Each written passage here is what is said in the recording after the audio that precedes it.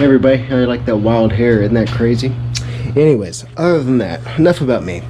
I started working on the Suburban here, I don't know, probably about 3:30 today.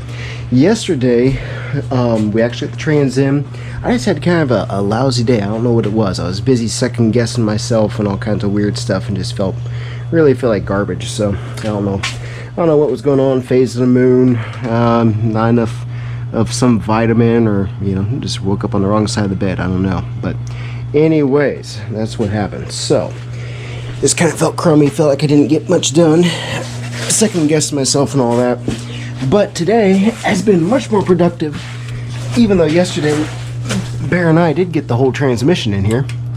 So I don't really know what I was thinking about or complaining about, but anywho, so you might see something shiny there. Yep, no, don't look too close. Not too close yet. We don't want you to see that.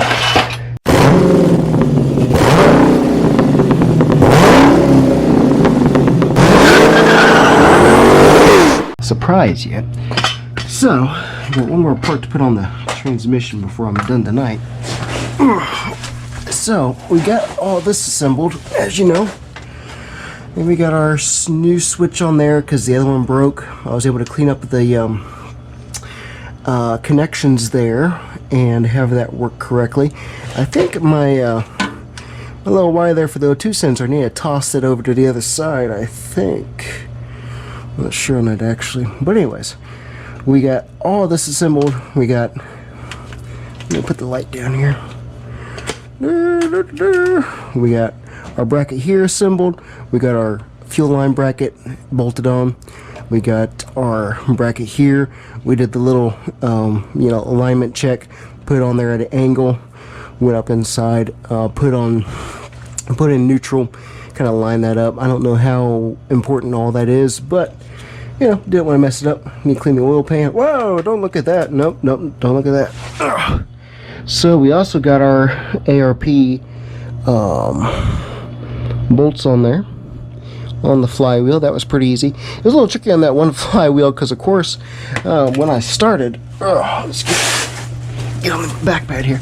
When I started on that today, on the flywheel, I started where it was the multi-hole slot, for your different size converters. So I was trying to figure out, which hole to line up on, and that made it just a little bit tricky. So, but finally, moved it around to a standard hole and got everything lined up. Went around about 3 passes to get everything equally torqued down. You don't want to just crank it down one bolt. You want to gently slide the converter onto the flywheel. Mine was basically already on there, but sometimes when you got to pull the torque converter towards the flywheel, you really got to be careful how you do that. So the surprise is we have one header in here for mock-up, and I am telling you, so far this initial review here, I am really happy with the fitment here. And let's explore this smidge. I was getting ready to put our transmission lines in here. As you can see, they're already in. I got looking at it and I'm like, I don't want to have to mess with those crazy pins in the outlet. So I thought, well, I better make sure that this is going to fit cleanly. And look at this. I mean, we got a little bit of wobble. I put 2 of the bolts in. We got a little bit of wobble still, but look at that, a solid gap there. I don't think I'm actually going to wrap the headers. I don't think I'm going to do that. I think that's more of a race idea. I bought the wrap and everything. I did not research that very well.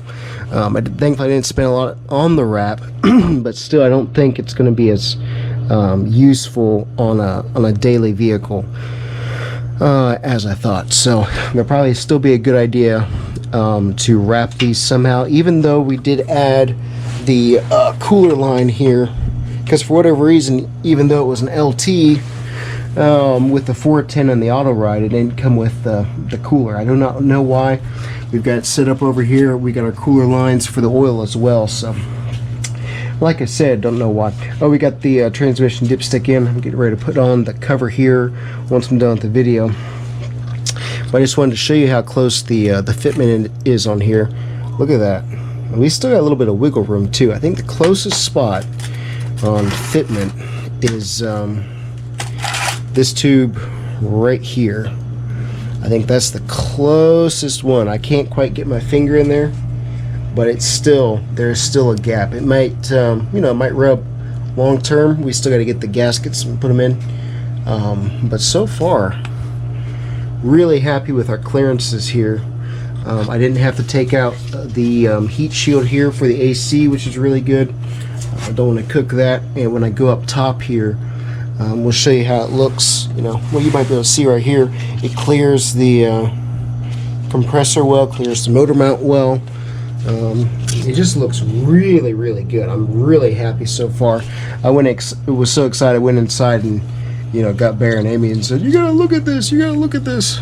The only thing I see here is maybe a small, that's not a small misweld.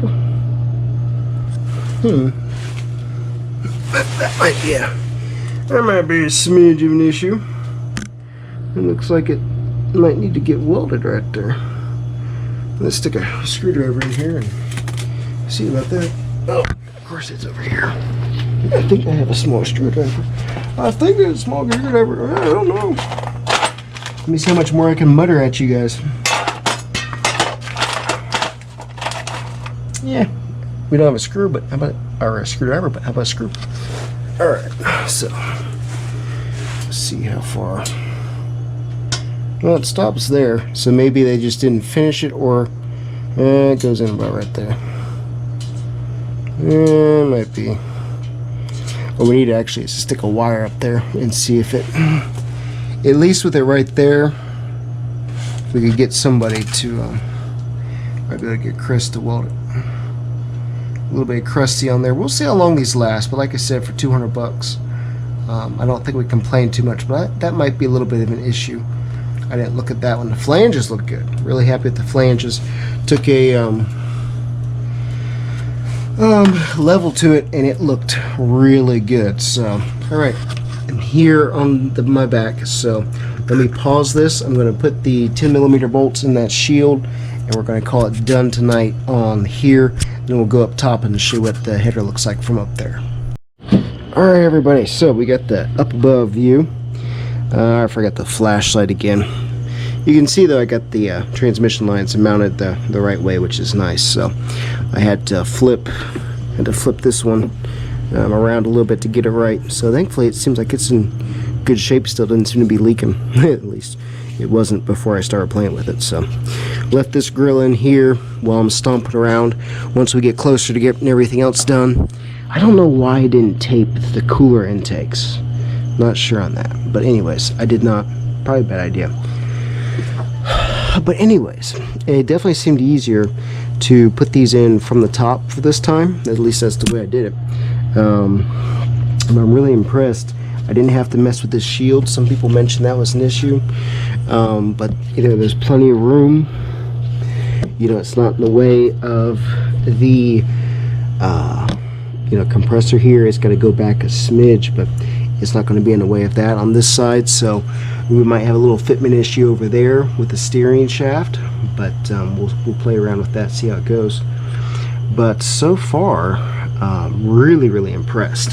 So I think I'm going to have to modify our little piece here, because I think or either that or they both come up here and run along the top. That could be.